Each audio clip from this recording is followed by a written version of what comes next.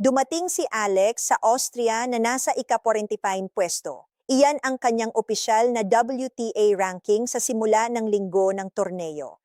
Naghihintay na ang mga Pilipinong taga-suporta bago siya tumungo sa korte. Ang laki ng suporta ay hindi lokal. Ito ay internasyonal na suporta sa paglalakbay na sinusundan ng isang atleta. Kumusta sa lahat, nasasabik na akong bumalik, ay ang kanyang direktang pahayag bago ang kompetisyon. Pinagsasama ng konteksto ang presyo ng ranggo at mga panlabas na inaasahan. Pinakamataas sa karera bilang number 29 noong Marso 16, 2026. Ang ranggong iyon ang kumakatawan sa tugatog ng kanyang profesional na posisyon sa ngayon.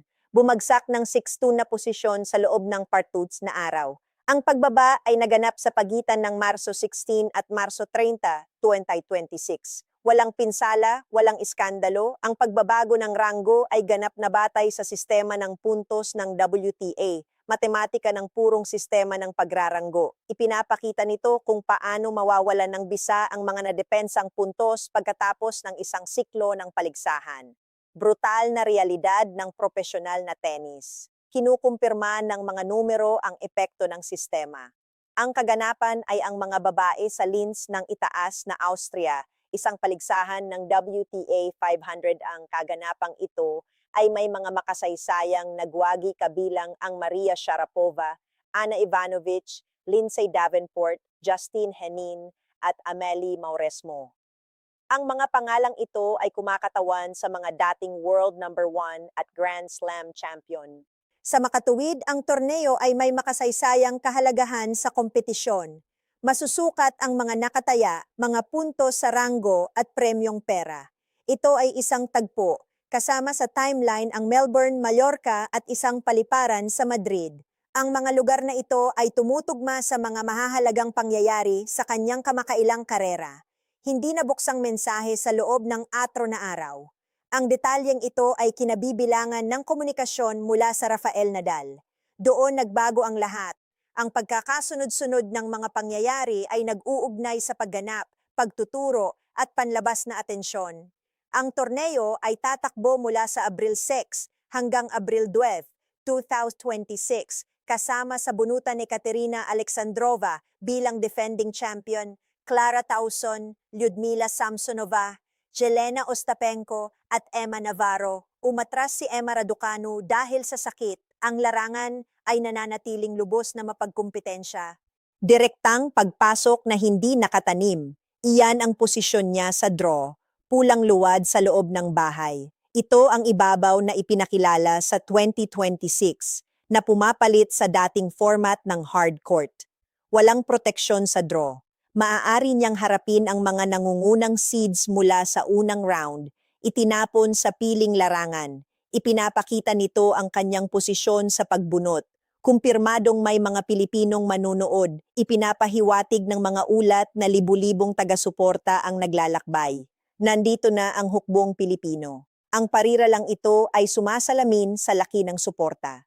Ang base ng suporta ay hindi limitado sa iisang rehiyon. Kabilang dito ang mga komunidad ng diaspora. Sa Indian Wells 2026, natalo niya Coco Gauff, isang nangungunang tenu manlalaro. Natalo rin niya Diana Schneider. Ang kanyang pagtakbo ay natapos laban kay si Linda Noskova sa round of 16. Hindi swerteng panalo, kalkulado.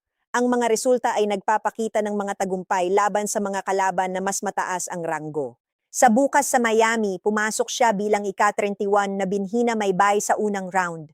Naglaro siya ng 3.5 oras na laban-laban. Laura Sigemund. Ang resulta ay 6-7, 6-1-3, 6-3 sa laban na yon.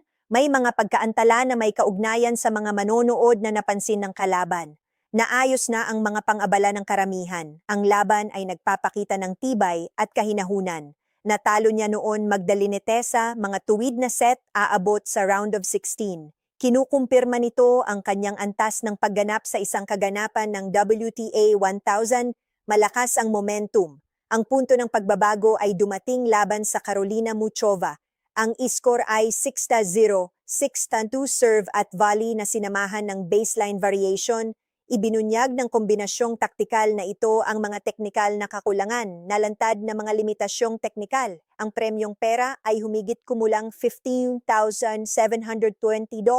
katumbas ng paligid P636 milyong piso ng Pilipinas. Nawala ang mga puntos sa ranggo. Hindi nagtugma ang mga puntos mula sa nakaraang taon, na walang pagkakataon sa pagtatanim. Ang teknikal na sanhi ay nauugnay sa mga kondisyon ng maagang pag-unlad, dinurog na mga shell court sa Pilipinas. Mas maliliit ang mga korteng ito at may iba't ibang katangian ng pagtalbog. Patag na tilapon ng bola. Ito ay direktang resulta ng mga kondisyon ng pagsasanay. Nawala ang malakas na topspin. Nakakaapekto ito sa performance sa clay. Mga pakikibaka laban sa mga espesyalista sa luwad. Ang clay ay nangangailangan ng mahahabang rally, 14-16, na palitan ng tira. Ito ang karaniwang haba ng rally sa mga clay court.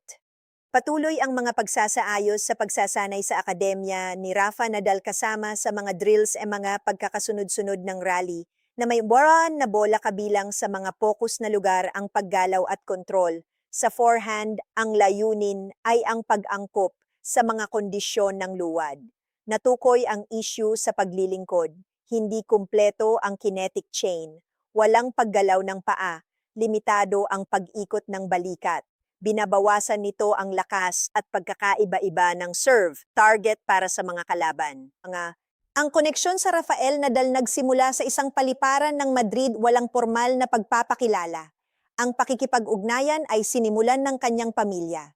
Naka-on Nobyembre 19, 2025, nagsanay siya kasama si Nadal. Nag-post siya, pagkalipas ng isang taon, ang sarap sa pakiramdam na makabalik sa tennis court.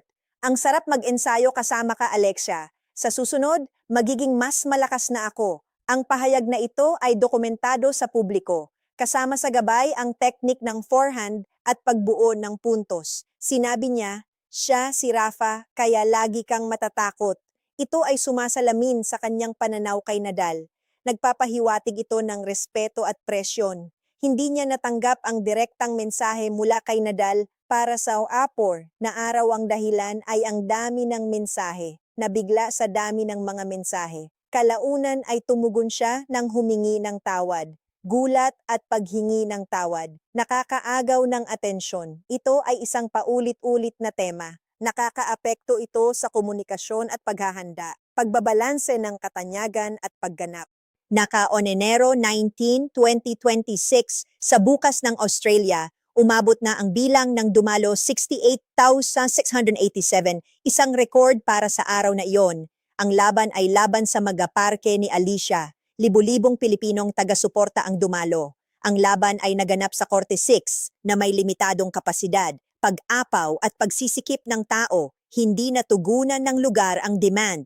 Ang resulta ng laban ay 0-6, 6-3, 6-2 talo. Pagkatapos ng laban, kinailangan niya ng security escort. Inilarawan niya ang karanasan bilang napakalaki. Hindi seeded na manlalaro sa Linz. Maaari niyang harapin agad ang mga nangungunang manlalaro, kabilang sa mga kalaban Alexandrova at Ostapenko. 3 linggo na ang nakalipas, nangungunang 30 na tilapon. Ngayon, pagbaba ng ranggo at pagbabago ng ibabaw. Naantala ang momentum, luwad na ibabaw, malakas na hatak, inaasahan ng mga tagahanga. Ito ang mga kondisyon para makapasok sa paligsahan, walang margin para sa error.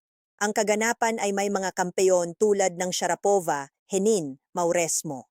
Kontras, pumasok si Ayala ng walang seeding at nasa ilalim ng pressure sa ranggo. Premyo, $186,170.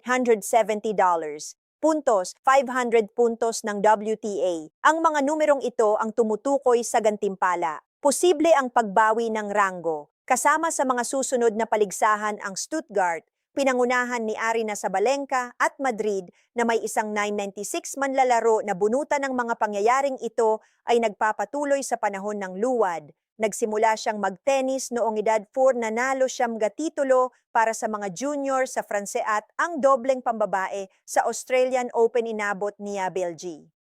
2029 sa edad na 20 natalo niya ang mga nangungunang manlalaro at nakipagkumpetensya sa mahahabang laban. Luwad na ibabaw, piling bunot, walang pagtatanim. Ito ang mga kasalukuyang kondisyon. Handa na ba siyang maging mas malakas?